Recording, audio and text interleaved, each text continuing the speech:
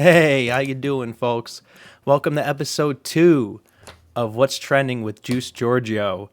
Because the pilot went over so well, especially the lighting. All right, do I look a little less crazy now? I got some regular lights. I got the black lights. I'm ready to roll. So for those of you that didn't catch the pilot, the idea of this show, there's things that trend on Twitter. Not everybody's on Twitter, but the fucking fake mainstream news outlets, they follow Twitter. They report on what's trending. They use that. They manipulate the news cycle. We all know it. And I'm sort of addicted to Twitter. I'm on it all the fucking time because I like to see what the hell people are talking about. I don't buy into Jack Dorsey's bullshit, but people like me are a minority on Twitter. You know why? Because I think for myself. I'm not part of that machine. I go against the grain. I'm probably shadow banned, even though I have like 10 followers, right? Who gives a shit? So let's get to it. We have 5 trending topics for you today.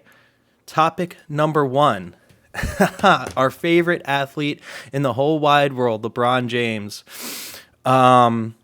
Apparently he's fighting hand in hand with Mayor Bloomberg to reinstate voting rights for felons, and he's taken this to Florida. So this is per the Tampa Times. 2018 Florida amendment reinstated voting rights for felons that have completed their sentences. So my take on this, if that's what the people vote for, if that's what they want, that's fine. But you can't have people in the can fucking voting. Part of having your freedoms taken away when you commit a crime is you can't fucking vote. Now, here's where LeBron comes in. So we started an organization which would also pay what they call poll taxes and other fees, because once these criminals come out of the can, they can't just go and vote right away. There's fines involved, there's fees involved, and I heard it could get upwards of about $10,000. So that's where his foundation comes in. So he's really...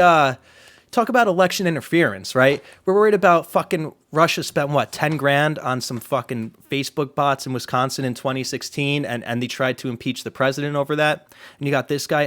How this isn't fucking election interference? Now, don't get me wrong. He can spend his money however he wants to. But if you're going to tell me that this isn't interference, I don't know what the fuck is. But if LeBron really wanted to fucking help people... Right, he says he's doing this to help people. I'm not so sure about that because, I have a list here of communities where if he really wanted to put his money where his mouth is, he would help out these communities. I made a little list of them. I'm going to read them for you. How about Camden, Newark, Detroit? How about Flint? They still blame Trump on the water in Flint when that happened under Obama's watch, but I don't see Eminem contributing to Flint. I think he gave backpacks and calculators to some high school kids a few years ago. These guys got the Boku bucks to fix it. How come the mayor doesn't fix it? How come the fucking state legislator doesn't fix it? How come the governor doesn't fix it? But of course nobody blamed Obama. So there's that. There's Compton. What about New York City? One of the biggest shitholes growing right now. Many parts of New York could use LeBron's fucking help. Jersey City, another shithole right here in North Jersey. I don't understand. He's so fixated on helping felons in Florida vote, and he thinks they're automatically going to vote Democrat. I just don't get it. Speaking of Jersey, Patterson. Philly's a fucking shithole. Chicago might be the worst of them all right now. Might even be worse than fucking Camden. For those not from New Jersey, by the way, Camden is so bad, they don't even have their own police. They have the state troopers go in and patrol Camden. That's what a shithole that place is, right next to Philly. Hartford and New Haven. When people think about Connecticut, I have a really good friend, a close personal friend, just moved to Connecticut. But Connecticut has some shithole fucking parts. For those that have driven through it, or if you ever went to Yale, it's a shithole outside of that fucking school, man. And New Haven as well. That's actually what I meant to say. New Haven, that's where Yale is, fucking total shithole. And up north, in the northern part of Connecticut, you have Hartford, another fucking dump. And Baltimore, right? You go kind of halfway between here and D.C., you got Baltimore. And, LeBron, I don't understand. You care so much about these communities. Why don't you put your fucking money where your mouth is? Why don't you help these communities? How many of these kids that didn't have a fair shake were born out of wedlock? Why don't you help these kids? Why don't you put some money into these communities so that maybe one day the oppressive cops that are scaring all these black people won't put themselves in a situation to be scared? This guy's just such a hypocrite. And then I'm not even going to get started on the China bullshit. He's so anti-slavery, but it's okay to make money off the backs of fucking slaves in China, where they have concentration camps for Muslims. But Trump's a racist. Everybody on the right's a fucking racist. But again, this guy just couldn't be any more of a hypocrite. And I'm so disgusted. I'm going to go to topic number 2. Someone I actually like. So I told you guys last time I didn't want this to be so politically centric. And some good news if you're a DC fan out there. In addition to the soft reboot, The Suicide Squad, as opposed to Suicide Squad 2 or whatever the hell you want to call it, John Cena, as his stock is growing as a Hollywood star. He's playing the role of Peacekeeper. But this was trending, I believe, yesterday, because now on HBO Max, if you're not subscribed to HBO Max, I'm going to give HBO Max right now a free plug. So Time Warner, Warner Media, you're welcome. By the way, that will be home of Zack Snyder's Justice League, or the Snyder Cut, whatever the fuck they're going to call it. Did you know there's a whole war amongst Snyder fans about the title of the fucking movie? Just be happy you're going to get it. Fucking people have too much goddamn free time on their hands. But anyway, John Cena described this character, the Peacemaker, because I had never heard of him before this movie. So he described the Peacekeeper as basically a douchebag version of Captain America. So I can go for that. And John Cena, he did that rapper gimmick 15, 16 years ago. He was great at being a douchebag. And when he was doing the Super Cena stuff, when he could never lose a match, great douchebag, phenomenal douchebag. So good for Cena. So he's getting his own series on HBO Max based on this character. So good for him. And James Gunn is going to be attached as the producer. As we know, he's directing Suicide Squad, The Suicide Squad. But a little information on this character, because I really honestly knew nothing about him. Apparently, the Peacemaker is a series of superheroes first introduced back in 1966. Not even in DC. DC actually acquired the original line of comics that this character first appeared in. So he'll be playing Christopher Smith, and his attributes, and Cena fits all of these to a T. So whoever did the casting, I think James Gunn actually had a hand in the casting. Phenomenal work. Peak of human physical condition. Yeah, I'd say that's Cena. Body armor, okay, I don't know if that's a superpower. It's fucking from Wikipedia. He's got a flight pack, so maybe he can do some Rocketeer shit. Communications helmet, so I guess that's that thing that my finger can't go over. But so apparently that's a communications helmet. Communications, as Nick DiPaolo would say. And in addition to this, we actually got a Batman series that ties into the Robert Pattinson movie, which Matt Reeves, the director of that movie, he's going to be on as a producer as well. And that's going to be an expanded look into the fucked up version of Gotham City that he has in store for us. So I think that's going to be a ton of fun as well. And I think it's going to focus on the GCPD, probably more like a non-rated / R-rated version of the Gotham show that was on Fox. So that was topic number 2. I'm going to try to go through these a little quicker. Last time I went a half hour, but I had so much goddamn fun talking to the dozens out there. Not even dozens with an S, just dozen plus a few, including a few views by me, of course. All right, so we got to segue back into politics, unfortunately. And I really don't want these shows to be too politically centric, but this is trending. Hashtag Trump coup plot. And it's just the latest conspiracy in what's been nothing but conspiracies since this guy went down the fucking escalator. And just as an American, I'm tired of this nonsense. It's been going on for 5 years, if you count pre-2016 election. And a lot of people on Twitter that make things trend, whether it's bots, whether it's the left. There's a lot of kids. I'm going to be 36 tomorrow, okay? I didn't give a fuck about politics till maybe I was 27, 28. And even then, I never really understood how it worked. I was interested more in the conspiracy shit Like, where are my tax dollars going? What are they doing with my money? Sort of important things. Like, because if you're going to take my fucking money when I'm making 30 grand a year, breaking my ass, I at least want to know what you're doing with it. So that was as far as I took it. But these kids now, I mean, if you're under 30, can you worry more about finding some genitalia of your choice out there over fucking who gets a seat in Congress, flipping a congressional seat from red to blue? I mean, fucking Jesus H. These kids. It's a lot of kids, man. But it's just the latest in a series of bullshit. We have the Spygate, which is proven, by the way, and they call people that believe in the Spygate conspiracy theorists. We have it. They have the dirt. We know it's true. The thing that frustrates me the most about this, the reason I can't watch a lot of the news is because I don't understand why nothing's happening. Apparently, in the Coup community, or if you listen to AG Barr, they're waiting for some sort of really huge smoking gun because a lot of the people implicated have big shot attorneys, and they're trying to push this off and get Trump to lose the election, and then everything will go away because if Trump loses, it won't be his DOJ anymore, and then obviously, just as if Hillary won, it'll all just disappear, right? So that's what they want. But then there was the fucking Russia hoax, which again, I talked about before. They spent $10,000 on Facebook bots, not proven to swing any fucking votes, okay? And by the way, who gets their fucking information from Facebook?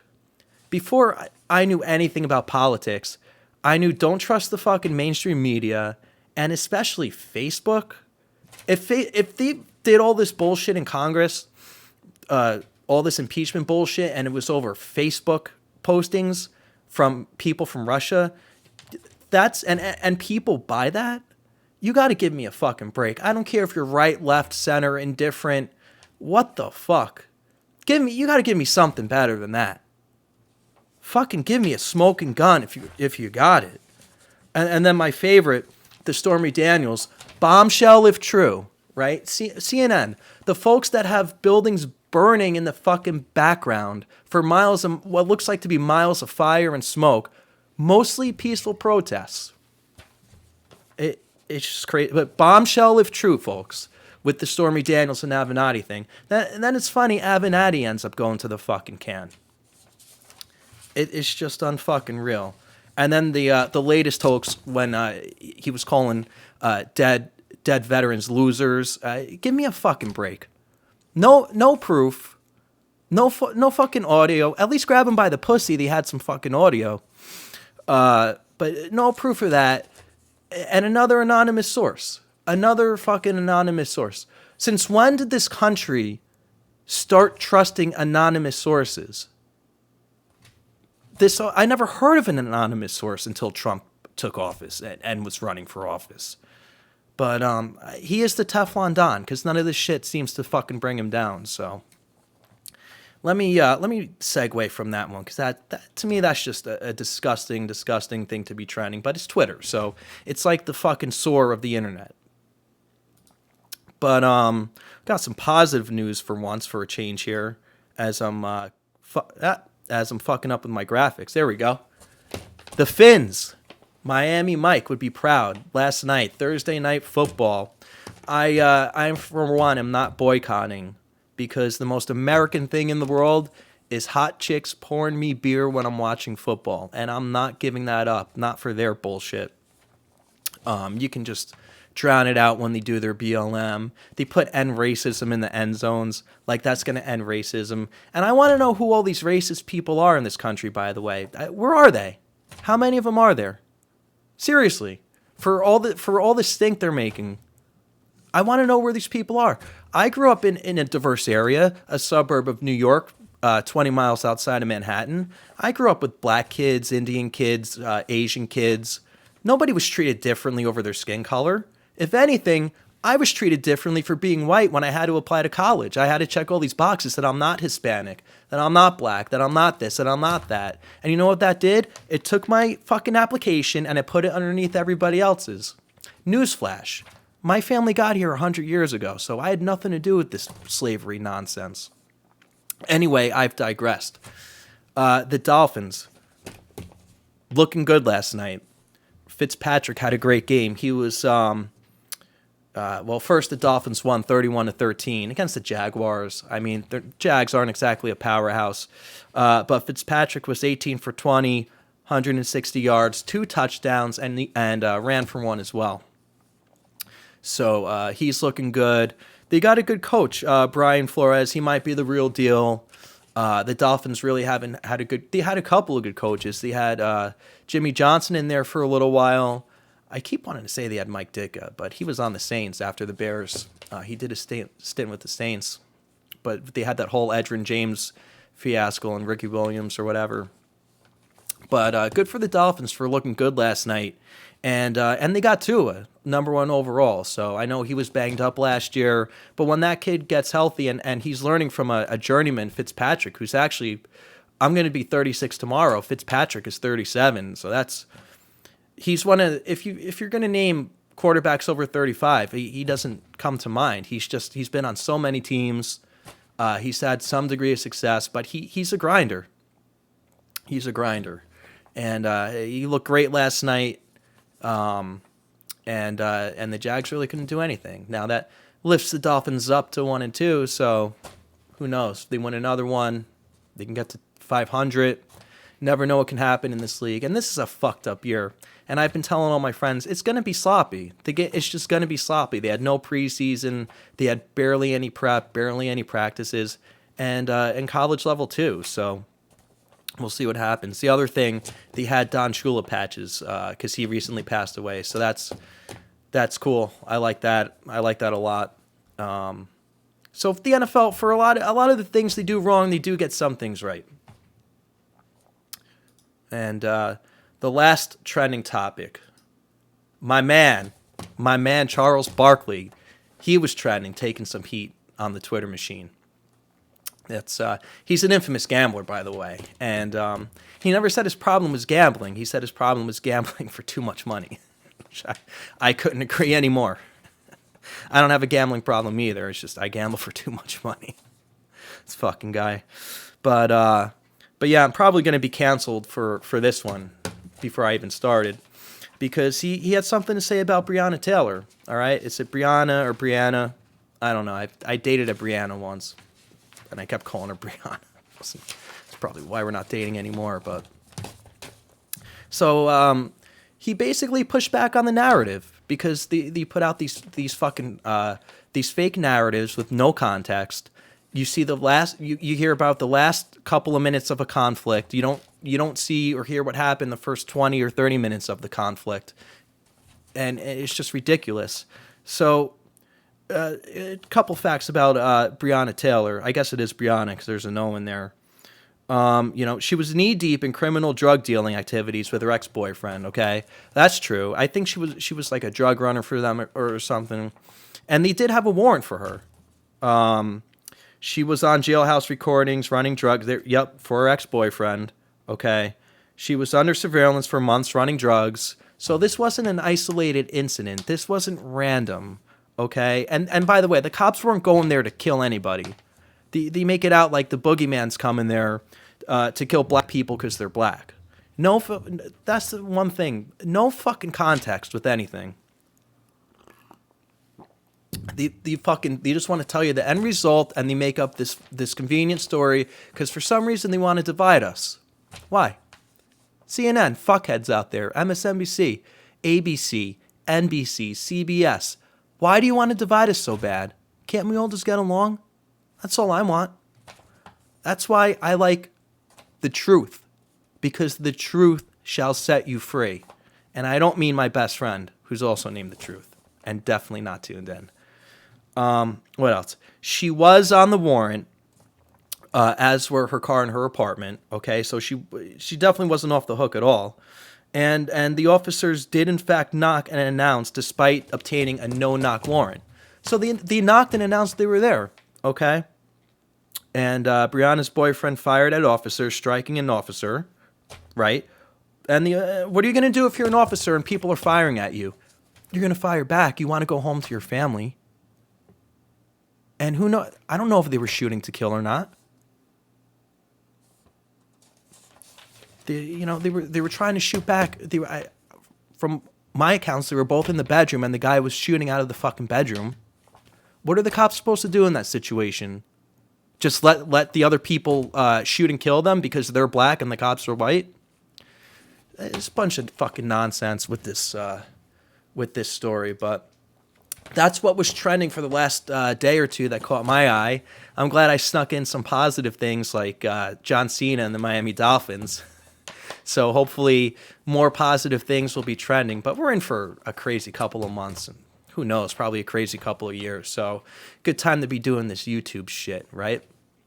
So with that, this was a lot of fun. I don't think I went as long as the first one and actually covered some more topics. I want to thank all my fans out there. I like to call them my juice heads, for joining me. I am Anthony Juice Giorgio. This was What's Trending with Juice Giorgio, and we might be doing a little live YouTube action later. We're definitely coming back with Rubbing the Rhubarb on Tuesday night with live presidential debate coverage, which is going to be really fun. And I might be doing a pilot tomorrow that if I do it, you'll see it. I'll put it that way. All right, well, thanks for tuning in, and peace out, sexy bitches out there.